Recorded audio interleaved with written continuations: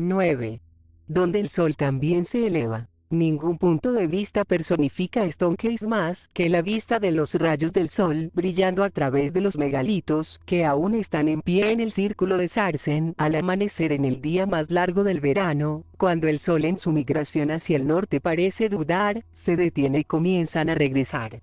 Como el destino quiso, solo 4 de los grandes pilares de piedra permanecen en posiciones verticales y conectadas en la parte superior por los dinteles curvos, formando 3 ventanas alargadas a través del cual nosotros, como si fuéramos desde hace mucho tiempo los desaparecidos constructores gigantes de Stonehenge, también se puede ver y determinar el comienzo de un nuevo ciclo anual. Y como el destino quiso que, en algún lugar del otro lado del mundo, otro conjunto de 3 ventanas en una gran estructura construidas con piedras ciclópeas, las tradiciones de los nativos de la zona se refiere a ellos como gigantes, también ofrece una impresionante vista del sol apareciendo a través de nubes blancas y brumosas para dirigir sus rayos en una alineación precisa. Ese otro lugar, el de las 3 ventanas, donde el sol también se eleva en un día crucial del calendario, está en América del Sur, en Perú. La semejanza es solo una casualidad visual, una mera coincidencia. Creemos que no. Hoy en día el lugar se llama Machu Picchu, lleva el nombre por el pico muy puntiagudo que se eleva a 10.000 pies, en una curva del río Urubamba, en el cual se encuentra la antigua ciudad. También escondido en la selva y entre los interminables picos de los Andes, eludió a los conquistadores españoles y permaneció como una ciudad perdida de los incas hasta ser descubierta en 1911 por Irán Bingham. Ahora se sabe que fue construida mucho antes de los incas, y que su nombre antiguo era Tampu Tocco, que significa refugio de las 3 ventanas. El lugar y sus únicas 3 ventanas aparecen en la tradición local con respecto a los orígenes de la civilización andina, cuando los dioses, liderados por el gran creador Viracocha, colocaron a los 4 hermanos Ayar y sus 4 hermanas esposas en Tampu Tocco. 3 hermanos surgieron a través de las 3 ventanas para resolver y civilizar las tierras andinas. Uno de ellos fundó el imperio antiguo, que precedió al de los incas por miles de años. Las 3 ventanas forman parte de un enorme muro construido de piedras de granito sin argamasa, que como en Stonehenge no eran nativas del sitio, pero fueron arrastradas desde una gran distancia a través de imponentes montañas, valles profundos y angostos. Las colosales piedras, cuidadosamente alisadas y redondeadas en sus superficies, fueron cortadas en muchos lados y ángulos como si fueran piedras blandas. Los lados y ángulos de cada piedra encajaban perfectamente con las piedras que se colocaban a la par. Todas estas piedras poligonales encajaban una con la otra como piezas de un rompecabezas, firmemente sin pegamento, sin alguna argamasa o cemento, y soportando los terremotos no poco frecuentes en la zona y otros estragos del hombre y la naturaleza. El templo de las 3 ventanas, como Irán Bingham lo llamó, tiene solo 3 paredes. El que tiene las ventanas mirando en dirección este, y 2 partes laterales como alas de protección. El lado occidental está completamente abierto, proporcionando espacio para un pilar de piedra de unos 7 pies de altura, apoyada por 2 piedras que cuidadosamente están colocadas horizontalmente, una a cada lado, el pilar que está de frente a la ventana central. Debido a un agujero cortado en la parte superior de la columna, Irán Bingham llegó a suponer que eso podría haber sostenido una viga de apoyo a un techo de paja. Pero eso habría sido una característica única en Machu Picchu, y creemos que el pilar aquí sirve para el mismo propósito al igual que la piedra del talón, como al principio, en Stonehenge, o la piedra del altar, después allí, es decir, como el 7º pilar de Gudea, para proporcionar una línea de visión. Ingeniosa la disponibilidad de las 3 ventanas hechas, 3 posibles líneas de visión, a la salida del sol en el solsticio de verano, en el día del equinoccio, y en la mitad del día del invierno. La estructura de las 3 ventanas con el pilar al frente formado por la parte oriental de lo que llamó Irán Bingham, y estudiosos llaman todavía, la Plaza Sagrada. Su otra estructura principal, también con 3 lados, tiene su pared más larga en el extremo norte de la plaza y sin una pared en su cara sur. También hechas con exagerados bloques gigantes de granito importados y que también se mantienen unidas por sus formas poligonales. La pared central del norte se ha construido de manera para crear 7 ventanas falsas con recortes trapezoidales, que imitan las 3 ventanas, pero en realidad no han hecho un corte a través de la pared de piedra. Un gran monolito de piedra rectangular, que mide 14 por 5 por 3 pies, se encuentra en el piso de la estructura debajo de estas falsas ventanas.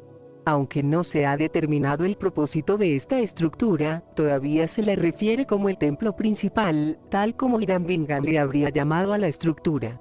Desde la altura de 5 pies de la gran piedra, no dejó que sirviera como asiento. Hiram Bingham especuló que pudo haber servido como una mesa para la ofrenda, una especie de altar. Posiblemente ofrendas de alimentos se colocaron en él, o también pudo haber sido usada para recibir las momias de los muertos honrados, que se podían traer aquí, y ser veneradas en los días de fiestas. Aunque tales costumbres son puramente imaginarias, la idea de que la estructura pudo haber sido relacionada para días festivos, es decir, al calendario, es intrigante. Las 7 ventanas falsas tienen 6 espigas de piedra que sobresale por encima de ellos, de manera que se usara como una especie de recuento que implica el 7 y el 6, como en el Hirsun Lagash, no se puede descartar.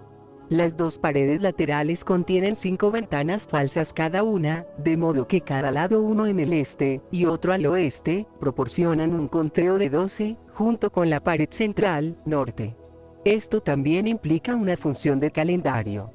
Un recinto más pequeño que pertenece a la misma época megalítica fue construido como un complemento al templo principal, detrás de su esquina noroeste. Se puede describir mejor como un cuarto sin techo con una silla de piedra. Hiram Bingham asumió que era la residencia del sacerdote, pero no hay nada que indique su propósito. Sin embargo, lo que es obvio, es que fue construido con el mayor cuidado de las mismas rocas de granito poligonal, se le dio forma y se pulió a la perfección. En efecto, es allí donde la piedra con la mayoría de los lados y ángulos de 32 lados se encuentra. Cómo y para quién este increíble megalito fue tallado y colocado es un misterio que confunde al visitante. Detrás de este recinto allí comienza una escalera, hecha de forma rectangular, pero de piedras lisas de campo que sirven como gradas. Serpentea hacia arriba, desde la plaza sagrada hacia una colina en la que se puede ver toda la ciudad. La cima de la colina fue aplanada, para permitir la construcción de un recinto.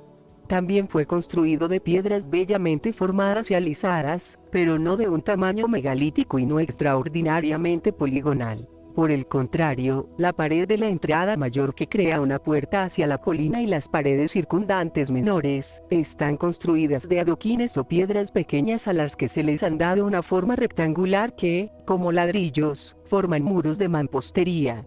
Este método de construcción no es de la misma clase que los colosos de la época megalítica, ni de las estructuras inferiores del campo alrededor, obviamente, pegados juntos en sus formas irregulares, de los cuales se construyen la mayoría de las otras estructuras en Machu Picchu. Este último sin duda pertenece a la época inca, y las estructuras construidas de adoquines o piedras pequeñas, como el de la colina, pertenecen a una época anterior que, en los reinos perdidos, hemos identificado como la época del Antiguo Imperio. La estructura de adoquines o piedras pequeñas construida en la cima de la colina, claramente fue pensada solo como un recinto protector decorativo para la principal característica de la colina. Allí, en el centro, donde la colina fue aplanada para formar una plataforma, un pedazo de la piedra natural quedó sobresaliendo, después se le talló y se le dio forma magníficamente para crear una base poligonal de la cual una pequeña piedra sobresaliera como una pequeña columna. Que la piedra sobre la base sirviera para propósitos astronómicos y de calendario es evidente a partir de su nombre, Intihuatana, que en la lengua local significaba lo que se une al sol. Tal como explicaron los incas y sus descendientes, era un instrumento de piedra para observar y determinar los solsticios, para asegurarse de que el sol estuviera sujeto y que no siguiera alejándose sin que se jalara hacia atrás para regresarlo. Casi un cuarto de siglo pasó entre el descubrimiento de Machu Picchu y el primer estudio serio de sus connotaciones astronómicas. Fue solo en la década de 1930 que Rolf Müller, profesor de astronomía en la Universidad de Potsdam en Alemania, comenzó una serie de investigaciones en varios sitios importantes en Perú y Bolivia. Afortunadamente, él aplicó a sus hallazgos los principios de la arqueoastronomía que primero fueron expuestos por Norman Lockyer. Y así, además de las interesantes conclusiones respecto a los aspectos astronómicos de Machu Picchu, Cusco y Tiahuanaco, al sur de la orilla del lago Titicaca, Rolf Muller fue capaz de localizar su tiempo de construcción. Rolf Muller concluyó en su libro, El Intihuatana, Jardín del Sol, en el Antiguo Perú y otros escritos, que el pilar corto encima de la base y la base, fueron cortadas y en forma para habilitar precisas observaciones astronómicas en esta particular situación geográfica y elevación. El pilar sirvió como un gnomón y la base como una grabadora de la sombra. Sin embargo, la base en sí misma se talló y se orientó a que las observaciones a lo largo de sus ranuras podrían localizar el amanecer o el atardecer en los días cruciales. Rolf Muller llegó a la conclusión de que esos días previstos eran la puesta de sol, Su, en el día del solsticio de invierno el 21 de junio en el hemisferio sur, y el amanecer, Sa, en el día del solsticio de verano, allí, el 23 de diciembre. Además determinó que los ángulos de la base rectangular eran tales, que si uno observa el horizonte a lo largo de una línea de visión en diagonal, conectando los pilares cortos 3 y 1, uno habría observado al atardecer precisamente en los días del equinoccio en el momento en que el Intihuatana fue tallado. Él concluyó, basado en la inclinación mayor de la Tierra del momento, fue hace unos 4000 años alrededor del 2100 a.C. y el 2300 a.C. Esto hace que el Intihuatana de Machu Picchu sea contemporáneo con, sino algo más viejo que, el Enino en Lagash y el segundo Stonehenge. Más notable tal vez sea el trazado rectangular para la función astronómica de la base del Intihuatana, pues imita el trazado rectangular excepcional de la estación de 4 piedras de Stonehenge, aunque, aparentemente, sin sus propósitos lunares.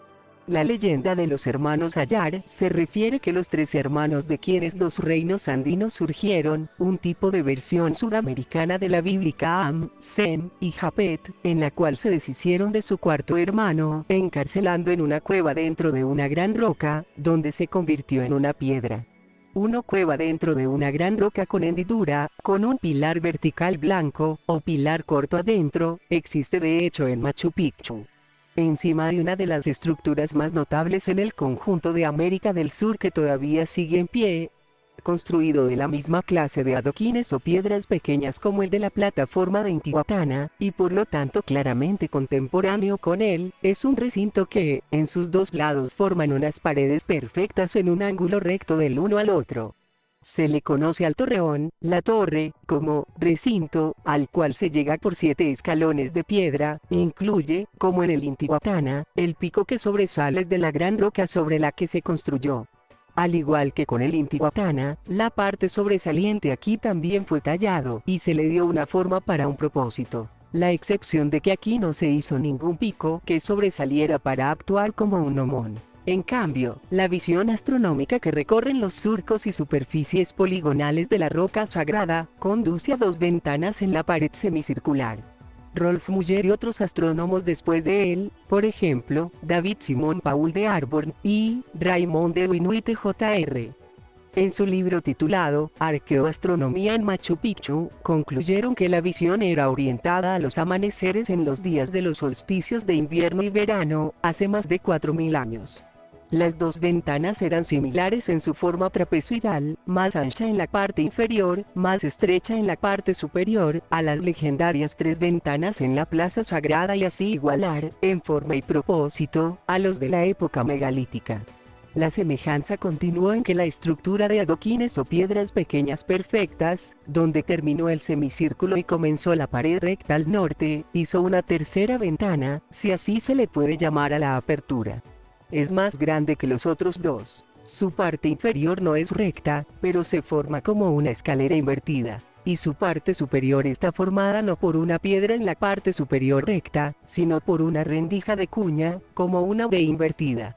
Porque la vista a través de esta abertura, desde dentro hacia afuera del torreón, es obstruida por edificios de piedra desde la época de los incas. Para los astrónomos que habían estudiado el torreón, esta tercera ventana no tiene ninguna importancia astronómica. Irán Bingham señaló que la pared en esta ventana mostró clara evidencia de fuego, y conjeturó que era evidencia de la quema de sacrificios en ciertas fechas del festival. Nuestros propios estudios demuestran que cuando los edificios de construcción inca no estaban todavía allí, es decir, en la época del Antiguo Imperio, una vista desde la roca sagrada a través de la abertura en la ventana hacia la cima de la colina al noroeste del Intihuatana, probablemente habría indicado el atardecer del solsticio de invierno cuando se construyó el torreón. La estructura de la roca con el agujero en la cima, también imitaba a la de la plaza sagrada en otras características. Además de las 3 aberturas, había 9 ventanas trapezoidales falsas en las partes rectas de las paredes que estaban alrededor. Colocadas allí entre estas ventanas falsas, sobresalen de las paredes de piedra unas rocas alargadas o bobinas como Irán Bingham las llamó. La pared más larga, que tiene 7 ventanas falsas, tiene 6 rocas que sobresalen de la pared, duplicando la estructura en la pared más larga del templo principal. El número de las ventanas actuales con las falsas son 12, indudablemente indica funciones de calendario, así como el conteo de los 12 meses en un año. El número de ventanas falsas, 7, y las piedras que sobresalen, 6, en la pared más larga, como en el del templo principal, puede indicar la necesidad de un calendario para participar en la intercalación de un ajuste periódico del ciclo lunar con el ciclo solar, añadiendo un 13º mes cada 2 años. Combinado con las alineaciones y aberturas, para observar y determinar los solsticios y los equinoccios, las ventanas falsas con sus piedras que sobresalen de la pared llevan a la conclusión que en Machu Picchu alguien había creado una compleja computadora solar y lunar de piedra para servir como un calendario. El torreón, contemporáneo con el Enino y el segundo Stonehenge, es en un sentido más notable que el formato rectangular en el Intihuatana, porque presenta la forma circular extremadamente rara de una estructura de piedra, extremadamente rara, es decir, en América del Sur, pero con un evidente parentesco con los círculos de piedra de Lagash y Stonehenge. Según las leyendas y datos compilados por el español Fernando Montesinos, a principios del 1700, el imperio inca no fue el primer reino con un capital en Cusco en Perú.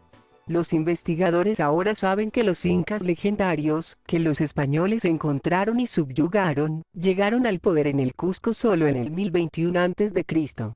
Mucho antes de ellos, uno de los hermanos Ayar Manco Cápac fundó la ciudad cuando el dios Viracocha le dio una vara dorada que había hundido en el suelo para indicar la ubicación correcta. Sucedió, según los cálculos de Fernando Montesinos, hacia el año 2400 a.C., casi 3500 años antes de los incas.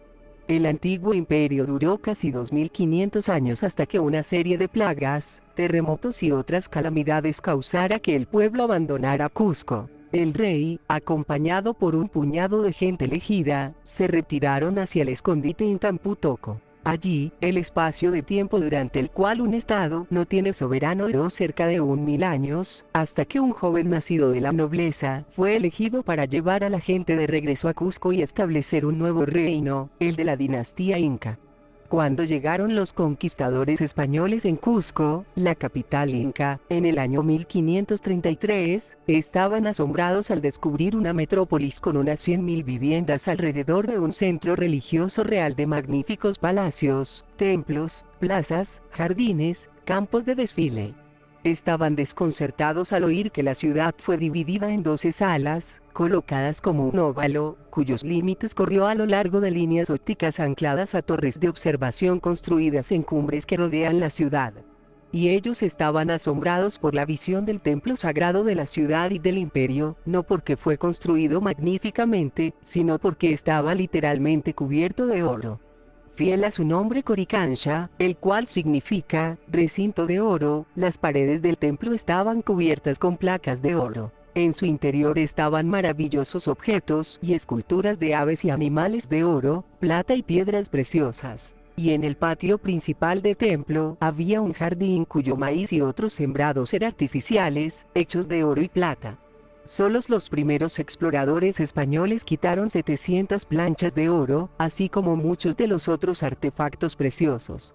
Los cronistas que habían visto el Coricancha antes de ser saqueado y demolido por los sacerdotes católicos para construir una iglesia sobre ella, reportaron que el recinto en él se incluía un templo principal, dedicado al dios Viracocha, y santuarios o capillas para el culto a la luna, Venus, una estrella misteriosa llamada Coillor, arco iris, y el dios del trueno y del relámpago.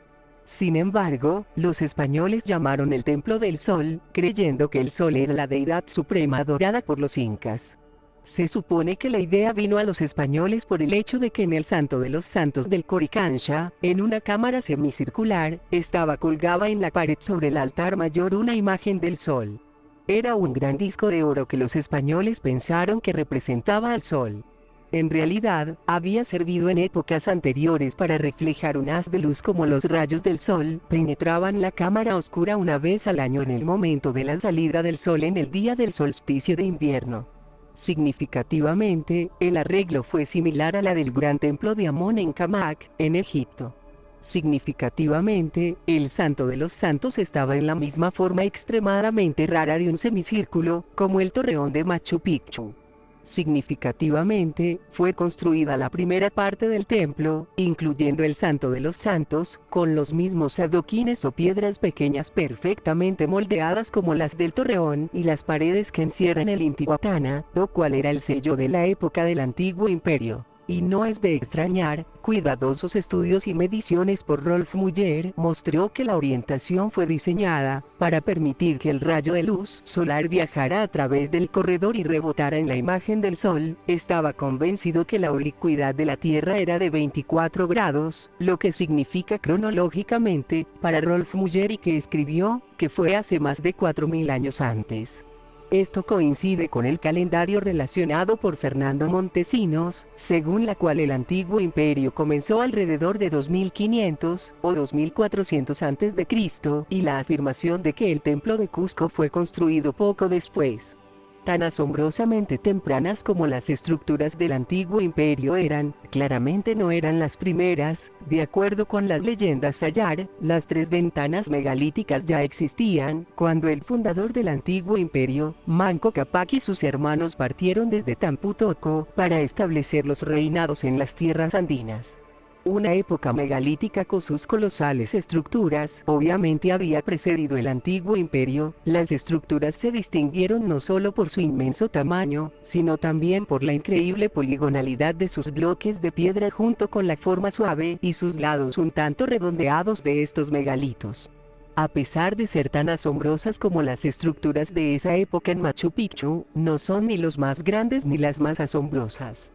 El premio sin duda debe ser para las ruinas de Sacsayhuamán, la zona rocosa que domina el Cusco.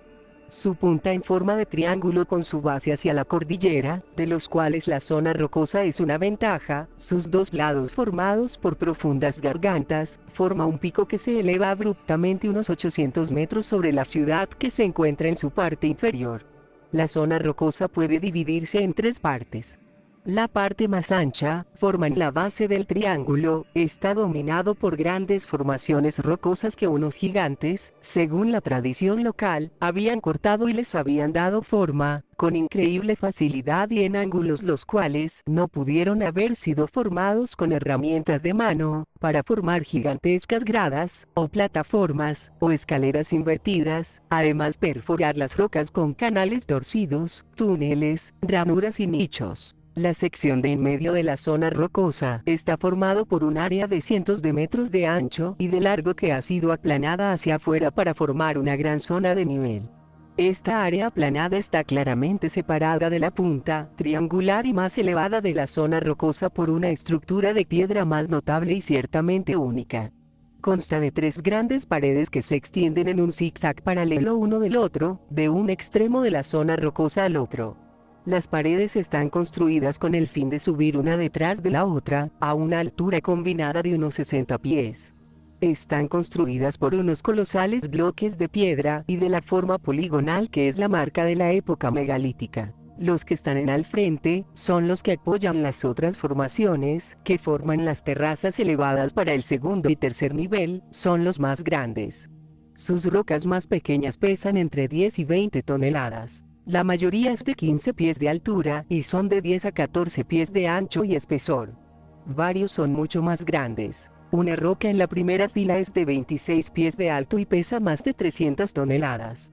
Al igual que los otros megalitos en Machu Picchu, los de Sacsayhuamán también fueron traídos desde una gran distancia, se les alisaron sus caras, les dieron ángulos con una inclinación y con formas poligonales, aún hoy en día se siguen sosteniendo juntos sin ningún tipo de pegamento. ¿Por quién, cuándo y por qué estaban estas estructuras sobre la tierra, y los túneles, canales, conductos, agujeros aburridos, y otras formas extrañas excavadas en las rocas vivas, hechas y dado formas? La tradición local lo atribuyó a los gigantes. Los españoles, como el cronista Garcilaso de la Vega, escribió, creían que fueron colocados no por hombres sino por los demonios. Ephraim George Esquier escribió que los muros zigzagueantes representaban sin lugar a dudas las mejores muestras del estilo llamado ciclopias existentes en Estados Unidos, pero no ofreció ninguna explicación o teoría. Excavaciones recientes han descubierto detrás de los grandes segmentos de roca que separan la zona plana en medio de la zona rocosa que conduce hacia el noroeste, donde se han formado la mayoría de los túneles y canales, una de las formas estructurales más inusuales en América del Sur, un círculo perfecto. Piedras a las que se les ha dado cuidadosamente una forma, se han colocado a fin de formar un círculo en la zona hundida, perfectamente circular. En el libro Los Reinos Perdidos, enumeramos las razones de nuestra conclusión de que sirvió como un depósito donde los minerales de oro, para ser específicos, fueron procesados como en una olla gigante. Esta, sin embargo, no era la única estructura circular en la zona rocosa. Suponiendo que los 3 niveles de las colosales murallas fueron las murallas de una fortaleza, los españoles daban por garantizado que los restos estructurales en la parte más elevada y estrecha de la zona rocosa, detrás y por encima de las paredes, perteneció a una fortificación inca. Impulsados por las leyendas locales en la cual una vez un niño cayó allí en un agujero y más tarde surgió 800 metros más abajo en el propio Cusco, arqueólogos locales participan en limitadas excavaciones. Descubrieron que el área detrás y por encima de las 3 paredes era un laberinto de cámaras y túneles subterráneos. Más importante aún, se descubrieron los cimientos de una serie de edificios conectados cuadrados y rectangulares. Ante ellos estaban los restos de una estructura perfectamente circular. Los nativos se refieren a la estructura como el Muyugmarca, lo que significa, el edificio circular. Los arqueólogos lo llaman el Torreón, la torre, el mismo nombre que se le había dado a la estructura semicircular en Machu Picchu, y asumieron que era una torre de defensa, parte de la fortaleza Sacsayhuamán. Arqueoastrónomos, sin embargo, ven en la estructura claras evidencias de una función astronómica. El antropólogo holandés, Reiner Tom Suytema, en su libro, Observaciones incas de los pasajes solares y lunares, y otros estudios, señaló que la alineación de las paredes rectas adyacentes de la estructura circular era tal que los puntos norte y del sur del cenit, de ninguna forma podían haber sido determinados allí. Las paredes que forman el recinto cuadrado dentro de la cual fue emplazada la estructura circular de hecho, están alineadas con los puntos cardinales, pero forman solo un marco para la estructura circular, que consistió en 3 muros concéntricos conectados por radios de mampostería que dividen las 2 compuertas circulares en sectores. Tal abertura, una entrada y los cursos superiores, formando la torre siguieron los planes, se apuntan al sur y sí habrían podido servir para determinar la puesta de sol en cualquier día. Pero las otras 4 aberturas están claramente orientadas hacia el noreste, sureste, suroeste y noroeste, los puntos inconfundibles del atardecer y el amanecer en los días de invierno y del solsticio de verano, en el hemisferio sur. Si estos son, como aparentan ser, los restos de un observatorio astronómico, con pleno derecho, fue con toda probabilidad el primer observatorio redondo en América del Sur, tal vez en todas las Américas. La alineación de este observatorio redondo a los solsticios lo pone en la misma categoría que el de Stonehenge, y orientacionalmente como el de los templos egipcios. Sin embargo, la evidencia sugiere que después de la época megalítica y en la época del antiguo imperio iniciado bajo los auspicios de Viracocha, tanto los equinoccios y el ciclo lunar desempeñaron papeles claves en el calendario andino.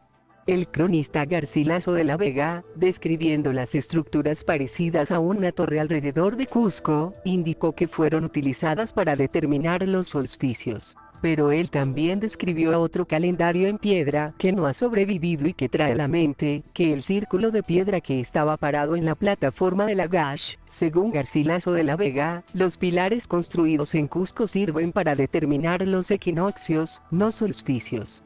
Estas son sus palabras exactas. Con el fin de indicar el día exacto de los equinoccios, los pilares del mejor mármol se había levantado en el área abierta frente al Coricancha, que cuando el sol se acercaba al tiempo, los sacerdotes vigilaban diariamente para observar en qué pilar caía la sombra. Y para hacerlo más exacto arreglaron en ellos un gnomón como una aguja de reloj. Y así, tan pronto como salía el sol y daba una sombra y el sol en el mediodía, no daba sombra, concluían que el sol había entrado en el equinoccio. De acuerdo con el estudio autorizado por Luis Eduardo Valcárcel, titulado en 1946, El calendario andino, tal fijación y veneración de los equinoccios se continuó en los tiempos de los incas, a pesar que cambiaron de un calendario antes equinoccial a uno de solsticio. Su estudio sacó el hecho de que los nombres de los meses incas otorgan especial importancia a los meses correspondientes de nuestro marzo y septiembre, los meses equinocciales. Los incas creyeron, escribió, que en los 2 días de los equinoccios el Padre Sol venía a vivir entre los hombres. La necesidad de ajustar el calendario solar por un periodo de milenios, debido al fenómeno de la precesión, y quizás también debido a lo incierto entre un solsticio y un año nuevo equinoccial, condujo a repetidas reformas del calendario incluso en los días del antiguo imperio. Según Fernando Montesinos, el quinto, el 22º, el 33º, el 39º y el 50º monarca del antiguo imperio renovaron el cómputo del tiempo que había caído en la confusión. Que dichas reformas en el calendario tuvieron que ver con inciertos entre solsticios y equinoccios es confirmada por la declaración que el monarca Manco Cápac IV ordenó que comenzara el año en el equinoccio de primavera, una hazaña posible porque él era un amauta, un conocedor de la astronomía. Pero evidentemente al hacerlo él solo restableció un calendario que alguna vez había estado en uso, en épocas anteriores, que, según Fernando Montesinos, por el 40º monarca que había reinado 1000 años antes de Manco Cápac IV. Estableció una academia para el estudio de la astronomía y para determinar los equinoccios. Él tenía conocimiento en astronomía y encontró los equinoccios, que los indios llamaban Iyarri. Como si todo eso no fuera suficiente para exigir reformas constantes, otra evidencia indica también el empleo de, o al menos la familiaridad con el calendario lunar. Rolf Muller en su estudio titulado Arqueoastronomía andina, informó que en un sitio llamado Pampa de Anta, a unos 10 kilómetros al oeste de Sacsayhuamán, la roca ha sido tallada en una serie de pasos que forman un semicírculo, o media luna. Puesto que no hay nada para ver allí excepto la zona rocosa de Sacsayhuamán hacia el este, Rolf Muller concluyó que el lugar servía para hacer observaciones astronómicas a lo largo de una línea de visión anclada en la zona rocosa de Sacsayhuamán, pero, aparentemente, vinculada a los aspectos de la luna. El nombre nativo para el edificio, Quillarumi, significa piedra de la luna, sugiere tal propósito. Encadenado por las nociones que los incas adoraban al sol, a los modernos estudiosos les pareció al principio difícil de admitir que las observaciones de los incas podrían también incluir a la luna. De hecho, los primeros cronistas españoles afirmaron repetidamente que los incas tenían un calendario elaborado y preciso que incorporaban los aspectos tanto solares y lunares. El cronista, Felipe Guamán Poma de Ávila, afirmó que los incas conocían los ciclos del sol y la luna, y el mes del año y los 4 vientos del mundo. La afirmación de que los incas observaron ciclos tanto solares y lunares se confirma por el hecho de que al lado del santuario al sol en el Coricancha había un santuario dedicado a la luna. En el símbolo central del Santo de los Santos había una figura rodeada por el sol a la izquierda y la luna a la derecha. Era solamente el gobernante Huáscar, uno de los dos medio hermanos que estaban peleando por el trono cuando llegaron los españoles, que sustituyó el óvalo con un disco de oro que representa al sol. Estas son características del calendario mesopotámico. Encontrarlas en los Andes remotos ha desconcertado a los estudiosos. Aún más desconcertante ha sido la certeza de que los incas estaban familiarizados con el zodíaco, un dispositivo totalmente arbitrario para dividir el círculo orbital alrededor del Sol en 12 partes, un primer sumerio en todos los sentidos. Ephraim George Skier, en su informe sobre Cusco y el significado de su nombre, ombligo de la Tierra, señaló que la ciudad fue dividida en 12 salas colocadas alrededor del núcleo, o ombligo, en forma elíptica, que es el verdadero circuito orbital. Clemens Markham, en su libro, Cusco y Lima, los Incas de Perú, citó una información del cronista Garcilaso de la Vega, que los 12 pabellones representan las 12 constelaciones zodiacales. Stansburriagar, en su libro, Cusco, la ciudad celestial, observó que, según la tradición inca, Cusco se construyó conforme a un plan divino, o sagrado, para parecerse a los cielos y concluyó que la primera sala, llamada Terraza de Rodillas, representaba la constelación de Aries. Mostró, al igual que en Mesopotamia, los incas también asociaban a cada una de las 12 casas del zodíaco en paralelo al mes en el calendario. Estos meses zodiacales dieron nombres que tenían un extraño parecido a sus nombres del cercano oriente que se originó en Sumer. Así, el mes del equinoccio de otoño se igualó al mes del equinoccio de primavera y la constelación del Toro, Tauro, cuando el calendario comenzó en Sumer, fue llamado Tutpataruca, que significa el ciervo pastor. La constelación de la doncella, Virgo, como otro ejemplo, fue llamada Saramama, que significa la madre del maíz. Para comprender plenamente la magnitud de estas similitudes, uno debe recordar que en Mesopotamia, esta constelación fue representada como una doncella sosteniendo un tallo de trigo, cereales, o cebada en Mesopotamia, sustituido por el maíz en los Andes. La conclusión de Stansburriagar de que el trazado del zodíaco en Cusco asocia la primera sala con Aries en vez de Tauro en Sumer, sugiere que el trazado de la ciudad se hizo después de que la era de Tauro había terminado, debido a la precesión, aproximadamente en el 2150 a.C. Según Fernando Montesinos, era el quinto gobernante del antiguo imperio que completó el Concancha, e introdujo un nuevo calendario algún tiempo después de 1900 a.C. El Capac, que significa gobernante, recibió el sobrenombre de Pachacuti, que significa reformador, y uno puede concluir con seguridad que la reforma del calendario en su tiempo fue requerida por el cambio zodiacal de Tauro a Aries, otra confirmación de familiaridad con el zodíaco y sus aspectos con el calendario incluso en tiempos pre-inca en los Andes.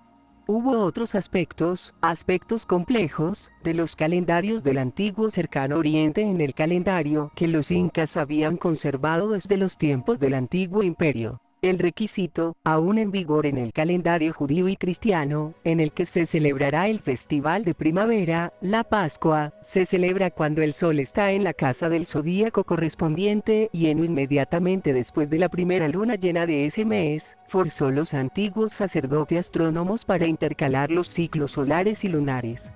Los estudios del antropólogo holandés, Reiner Tom Swiedema, y otros, concluyeron que no solo tal intercalación tiene lugar en los Andes, pero que el ciclo lunar estaba vinculado además a otros dos fenómenos. Tenía que ser la primera luna llena después del solsticio de junio, y debía coincidir con el primer levantamiento heliacal de una cierta estrella. Esta doble correlación es intrigante, porque trae a la mente la vinculación egipcia del comienzo de su ciclo en el calendario tanto a la fecha solar, la inundación por el Nilo, y la salida helíaca de una estrella, Sinus. A unos 20 kilómetros al noreste del Cusco, en un lugar llamado Pisac, se encuentran los restos de una estructura, probablemente desde los inicios de los tiempos de los incas, que parecen haber sido un intento por igualar y combinar algunas de las estructuras sagradas en Machu Picchu. Un edificio, uno cuyos lados era semicircular, con un intihuatana muy robusto en su construcción. En un lugar no muy lejos de Sacsayhuamán llamado Kenco, un gran semicírculo de frentes de adoquines o piedras pequeñas bien formados, en un monolito de piedra grande, que podría haber tenido la forma de un animal. Las características están demasiado dañadas para distinguirse, y dar una buena opinión. Se desconoce si tuvo, o no este edificio algunas funciones astronómicas y de calendarios. Estos sitios, añadidos a los de Machu Picchu, Sacsayhuamán y Cusco, ilustran el hecho de que en lo que se ha llamado el Valle Sagrado, y solamente allí, la religión, el calendario y la astronomía llevó a la construcción de observatorios circulares o semicirculares. En ningún otro lugar en América del Sur nos encontramos con tales estructuras. ¿Quién fue quién? Casi al mismo tiempo, aplicará el mismo conjunto de principios astronómicos y adoptó una forma circular para observaciones celestes en Gran Bretaña, en Lagash en Sumer y en el antiguo Imperio de América del Sur. Todas las leyendas, apoyados por la evidencia geográfica y hallazgos arqueológicos, apuntan al sur de la orilla del lago Titicaca como el lugar donde comenzó todo en América del Sur, no solo de la civilización humana, sino de los mismos dioses. Fue allí, según las leyendas, donde toda la repoblación de las tierras andinas comenzó después del diluvio, que los dioses, encabezados por Viracocha, tenían su morada, que las parejas destinadas a comenzar el antiguo imperio tuvieron conocimiento, instrucciones del recorrido y la varilla de oro con la que se podía localizar el sitio del ombligo de la tierra para establecer Cusco. En la medida a la que se refiere, cuando la humanidad comenzaba en los Andes, los cuentos los conectaban con dos distintas islas frente a la costa sur del lago Titicaca. Eran llamadas la Isla del Sol y la Isla de la Luna, las dos representaciones que han considerado como los dos principales ayudantes de Viracocha. El simbolismo en el calendario esencial en estos cuentos se ha observado por muchos estudiosos. La morada de Viracocha era, sin embargo, en una ciudad de los dioses en el continente, en la orilla sur del lago. El lugar, llamado Tiahuanaco, fue colocado por los dioses, según la tradición local, en tiempos inmemoriales. Era, relacionado con las leyendas, un lugar de estructuras colosales que solo los gigantes podrían construir. El cronista Pedro Cieza de León, quien viajó a lo largo de lo que ahora es Perú y Bolivia, en los años inmediatamente después de la conquista española, informó que sin duda, de todas las antigüedades en las tierras andinas, las ruinas de Tiahuanaco fueron el lugar más antiguo de los demás. Entre los edificios que le asombraba era el de una colina artificial en una gran base de piedra que mide más de 900 pies por 400 pies en su base y se elevaba unos 120 pies.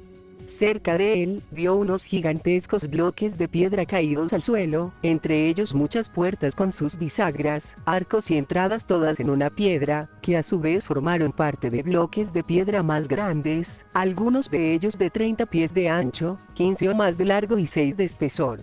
Se preguntó si pudo haber sido suficiente la fuerza humana para moverlos al lugar donde podemos verlos, por ser tan grandes.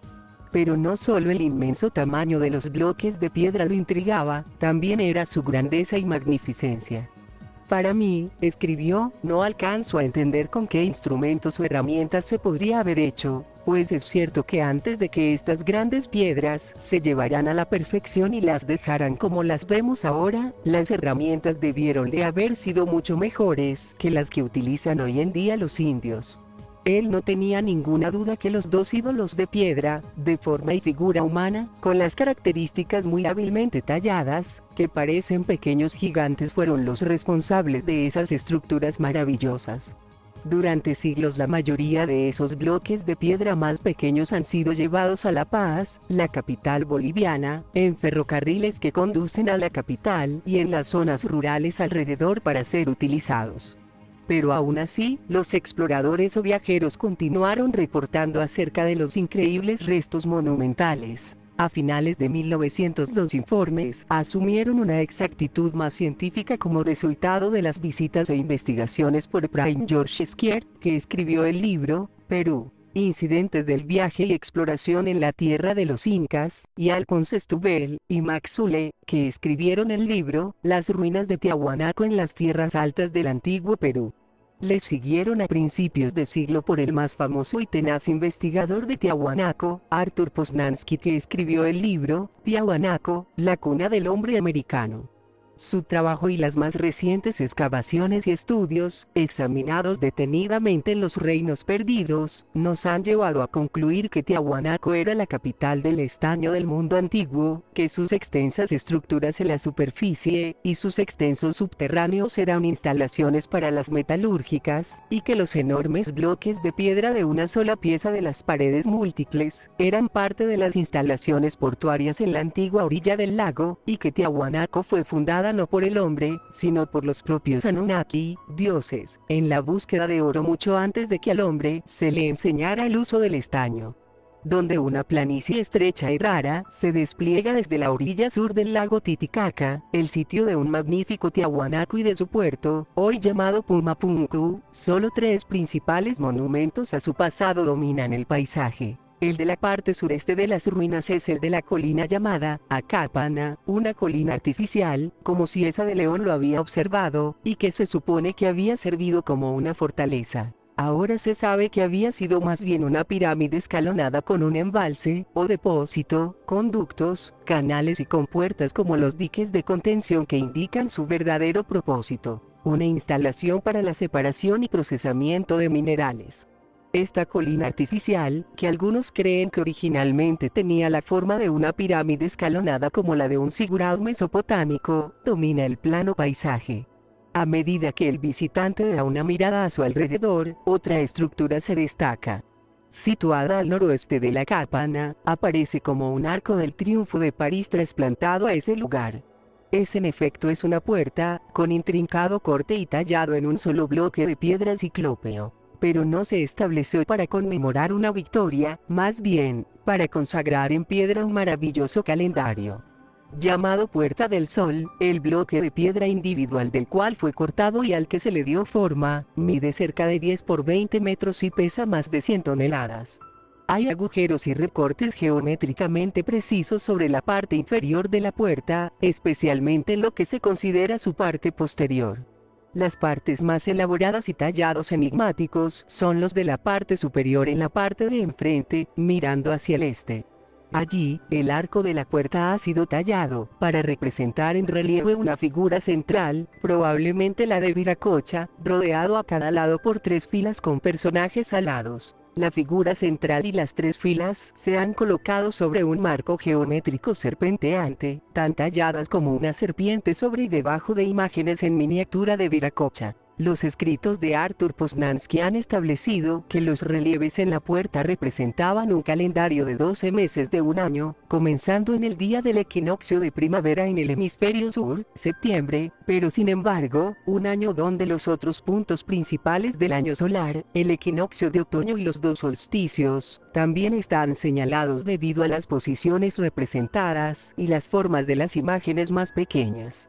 Fue, concluyó, un calendario de 11 meses de 30 días cada uno más un gran mes, uno al 12º mes de 35 días, sumando un año solar de 365 días. Un comienzo de año de 12 meses en el día del equinoccio de primavera, como ahora sabemos, se introdujo por primera vez en Nippur, en Sumer, hacia el año 3800 a.C. Los arqueólogos han descubierto que la Puerta del Sol se encuentra en la esquina noroeste de lo que fue un muro construido con columnas de piedra que formaban un recinto rectangular dentro en el cual estaba el tercer edificio, el más destacado del sitio. Algunos creen que originalmente había una puerta similar en la esquina suroeste del recinto, simétricamente rodeado por una fila de 13 monolitos construidos en el centro exacto del muro occidental del recinto. Esa fila de monolitos, parte de una plataforma especial, mirando exactamente a la monumental escalera, que fue construida en el centro de la pared oriental, en el lado opuesto del recinto. La monumental escalera, que se ha ido desenterrando y restaurando, conduce a una serie de plataformas rectangulares levantadas, que abarcaban hacia un patio hundido. Se le dio el nombre de Kalasasaya, el cual significa, las columnas de pie. El edificio fue orientado precisamente a lo largo de un eje, este-oeste, de la misma forma que los templos del cercano oriente. Esta era la primera pista que indica que pudieron haber servido con fines astronómicos. Investigaciones recientes de hecho establecieron que era un sofisticado observatorio para determinar los solsticios como los equinoccios, al observar amaneceres y puestas de sol desde ciertos puntos focales a lo largo de líneas ópticas colocadas en las esquinas del recinto y los pilares construidos en sus paredes occidentales y orientales. Arthur Poznański encontró evidencia de que la parte trasera de la Puerta del Sol estaba tan grabado, o cortado, que probablemente sostuvo dos paneles dorados, que podrían cambiar de dirección en los ejes de bronce. Eso pudo haber permitido a los sacerdotes astrónomos, para dar ángulo a las placas para que reflejaran los rayos del atardecer hacia cualquier punto de observación deseado en el adecuado Kalasasaya. La visión múltiple, más de lo que fueron requeridos para observaciones en el solsticio, o días de equinoccio, el hecho de que Viracocha fue ayudado por tanto el Sol y la Luna, y el hecho de que habían 13, no solo 12, pilares en el centro de la pared occidental, sugieren que el Kalasasaya no era solo un observatorio solar, sino que servía como un calendario solar lunar. La realización que esta antigua estructura, a 20.000 metros en las montañas andinas, en una llanura desolada, estrecha entre montañas de nieve, era un sofisticado observatorio de calendario, fue empeorando por descubrimientos en cuanto a su edad. Arthur Poznański fue el primero en concluir que los ángulos formados por las líneas de visión sugirieron una oblicuidad algo mayor que la declinación actual de 23,5 grados. Lo que significó que él mismo se sorprendiera al darse cuenta de que el Kalasasaya había sido diseñado y construido miles de años antes de nuestra era. Ahora se entiende la ignorancia y la incredulidad por parte de la comunidad científica en ese momento, al decir de que eran solo ruinas donde el sol también se eleva, si no eran de la época inca, tampoco eran extremadamente antiguas, solo unos pocos siglos antes de Cristo. Esto condujo al envío de una comisión astronómica alemana al Perú y Bolivia. El Dr. Rolf Müller, cuyos extensos trabajos en otros sitios ya los hemos mencionado, fue uno de los 3 astrónomos elegidos para la tarea. Las investigaciones y medidas de fondo no dejaron ninguna duda que la oblicuidad imperante en la época de la construcción era tal que el Kalasasaya se pudo haber construido alrededor del 4050 a.C., y como la Tierra se inclinaba hacia adelante y hacia atrás, pudo haber sido construido alrededor del 10.050 a.C. Rolf Müller, que había llegado en una fecha de unos 4000 a.C. para los restos megalíticos de Machu Picchu, de la misma forma se inclinaba también para la fecha del Kalasasaya, en la cual Arthur Poznański también estuvo de acuerdo. ¿Quién estaba allí con tal sofisticado conocimiento para planificar, orientar y construir tales observatorios de calendarios y de una manera que siguió los principios astronómicos y arreglos de los calendarios creados en el antiguo cercano Oriente? En los reinos perdidos presentamos la evidencia y llegado a la conclusión de que fueron los mismos Anunnaki, aquellos que habían venido a la tierra de Nibiru con necesidad de encontrar oro. Y, al igual que los hombres que buscaron el dorado milenios más tarde, ellos también llegaron al Nuevo Mundo en busca de oro. Las minas en el sudeste de África fueron inundadas por el diluvio, pero el mismo acontecimiento descubrió las increíblemente ricas vetas de oro en los Andes. Creemos que Anu y su esposa Antu, cuando visitaron la Tierra desde Nibiru alrededor del 3800 a.C., también fueron a ver por sí mismos el nuevo centro metalúrgico al sur de la orilla del lago Titicaca. Se fueron navegando en el lago desde las instalaciones portuarias de Pumapunku, donde las cámaras de grandes piedras sin pegamento, talladas y moldeadas con bloques de una sola piedra, luego se quedaron al lado de los grandes muelles. Los restos en Pumapunku sostienen otra enigmática pista a la increíble relación entre las estructuras del lago Titicaca y el inusual templo Animurta el cual Gudea construyó.